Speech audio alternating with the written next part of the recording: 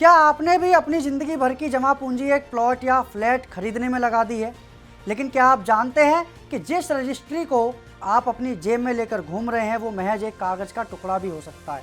क्या आपको पता है कि एक ही प्रॉपर्टी की रजिस्ट्री दो बार कैसे हो जाती है? रजिस्ट्री ऑफिस में अंगूठा लगाने से पहले वो कौन सी 3 चीज़ें हैं जो अगर आपने नहीं देखी तो आपकी ज़मीन पर कोई और कब्जा कर लेगा। आज राज टीवी पर होगा प्रॉपर्टी की रजिस्ट्री और धोखाधड़ी का सबसे बड़ा खुलासा।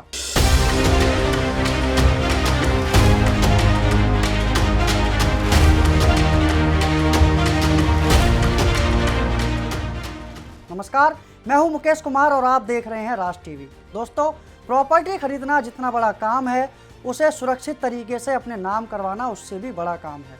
अक्सर हम प्रॉपर्टी की लोकेशन और कीमत में इतने खो जाते हैं कि कानूनी कागजों यानी कि लीगल डॉक्यूमेंट्स को ठीक से जांचना भूल जाते हैं।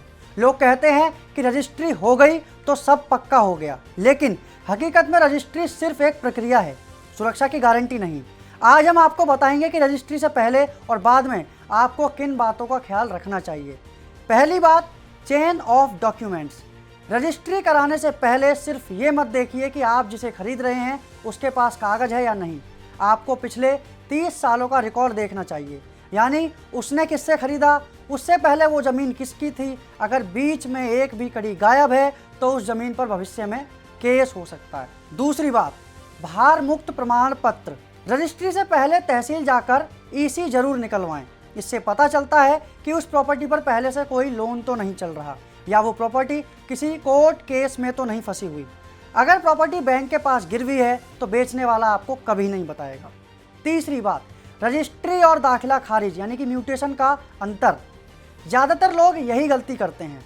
रजिस्ट्री होने का मतलब है कि आपने पैसा देकर कब्जा ले लिया, लेकिन दाखिल खारिज यानी कि म्यूटेशन होने का मतलब है कि सरकारी रिकॉर्ड यानी कि पटवारी या नगर निगम के कागज़ में आपका नाम चढ़ गया है।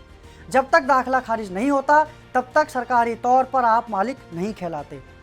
चौथी बात, पावर ऑफ अटॉर्नी यानी कि जीपीए का चक्कर। कभी भी प्रॉपर्टी पावर ऑफ अटॉर्नी पर ना खरीदें। सुप्रीम कोर्ट का साफ आदेश है कि पावर ऑफ अटॉर्नी से मालिकाना हक नहीं मिलता। हमेशा सेल डीड ही करवाएं। भले ही उसमें स्टाम्प ड्यूटी थोड़ी ज़्यादा लगे, लेकिन फिर भी आपको सेल डीड ही करवानी चाहिए। पांचवी बात, गवाहों का चुनाव।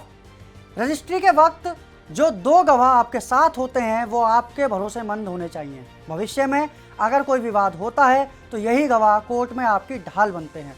दोस्तों, रजिस्ट्री का मतलब सिर्फ दफ्तर जाकर फ़ोटो खिंचवाना नहीं है, ये एक कानूनी जंग है जिसे आपको पूरी तैयारी के साथ जीतना है। वकील की सलाह लें, सरकारी रिकॉर्ड की जांच करें और जल्दबाजी में कभी भी पैसे का भुगतान ना करें। याद रखिए, सावधानी ही आपकी संपत्ति की असली चौकीदार है। उम्मीद है आज की ये जानकारी आपको किसी बड़े फ्रॉड से ज़रूर बचाएगी। इस वीडियो को ज़्यादा से ज़्यादा शेयर करें, क्योंकि आपकी एक शेयरिंग किसी की पूरी ज़िंदगी की कमाई बचा सकती है।